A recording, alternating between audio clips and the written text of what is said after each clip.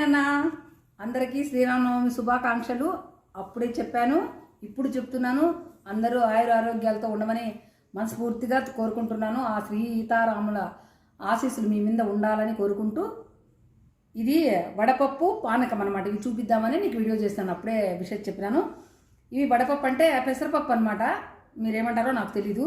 ఇందులోకి క్యారెట్, కీర, పచ్చి కొబ్బరి, తర్వాత ఓ 2 పచ్చిమిరకాయలు, కొద్దిగా ఉప్పు, కొత్తిమీర కొద్దిగా వేసి కలిపి, కొద్దిగా నూనె అంటే కొద్దిగా వేసి పోపు అంటే ఆవాలు, ఓన్లీ కరివేపాకు మాత్రమే వేసి పోపు పెడితే పానకము, బెల్లము, ఎలాచి మీకు తెలుసు కదా, స్వీట్కి తగ్గట్టుగా వేసుకొని చేసుకుంటే ఇదే ఈరోజు స్పెషల్ స్వామికి ప్రసాదం ఇదే అనమాట. వడపప్పు పానకము.